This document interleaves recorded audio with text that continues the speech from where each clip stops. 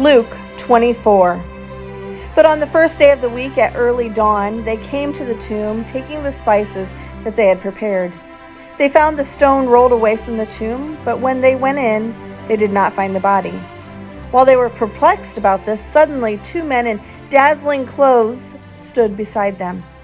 The women were terrified and bowed their faces to the ground, but the men said to them, "Why do you look for the living among the dead? He is not here, but has risen.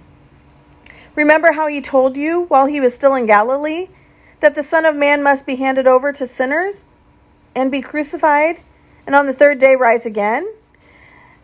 They then remembered his words, and returning from the tomb, they told all this to the 11 and to all the rest. Now it was Mary Magdalene, Joanna, Mary the mother of James, and the other women with them who told this to the apostles. But these words seems to them an idle tale, and they did not believe them.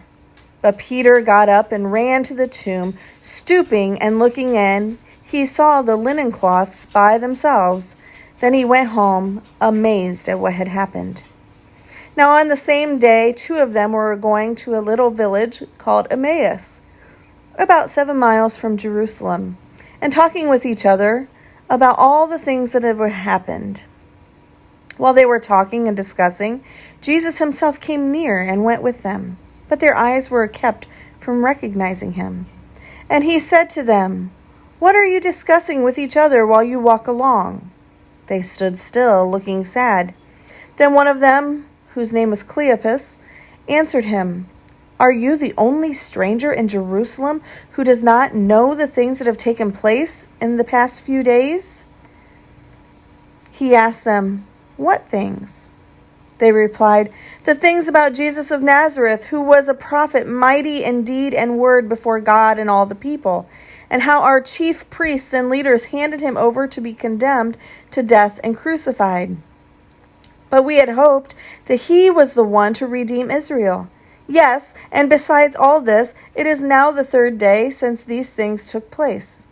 Moreover, some women of our group astounded us. They were at the tomb early this morning, and when they did not find his body there, they came back and told us that they had indeed seen a vision of angels who said that he was alive. Some of those who were with us went to the tomb and found it just as the women had said, but they did not see him." Then he said to them, "Oh, how foolish you are, and how slow of heart to believe all that the prophets have declared. Was it not necessary that the Messiah should suffer these things and then enter into his glory? Then beginning with Moses and all the prophets, he interpreted to them the things about himself in all the scriptures." As they came near the village to which they were going, he walked ahead as if he were going on. But they urged him strongly, saying, "Stay with us, because it is almost evening, and the day is now nearly over." So he went in to stay with them. When he was at the table with them, he took bread, blessed and broke it, and gave it to them. Then their eyes were opened, and they recognized him, and he vanished from their sight. They said to each other, "Were not our hearts burning within us while he was talking to us on the road, while he was opening the scriptures to us?" That same hour, they got up and returned to Jerusalem, and they found the 11 and their companions gathered together. They were saying, "The Lord has risen indeed, and he has appeared to Simon." Then they told what had happened on the road and how he had made known to them in the breaking of the bread. While they were talking about this, Jesus himself stood among them and said to them, "Peace be with you."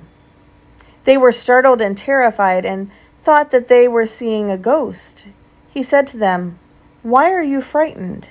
And why do doubts arise in your hearts? Look at my hands and my feet. See that it is I myself. Touch me and see. For a ghost does not have flesh and bones, as you see that I have." And when he said this, he showed them his hands and his feet. While in their joy they were disbelieving and still wondering, he said to them, "Have you anything here to eat?" They gave him a piece of broiled fish, and he took it and ate it in their presence.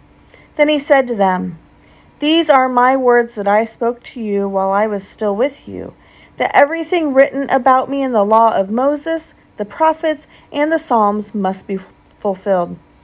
Then he opened their minds to understand the scriptures, and he said to them, "Thus it is written that the Messiah is to suffer and to rise from the dead on the third day, and that repentance and forgiveness of sins is to be proclaimed in his name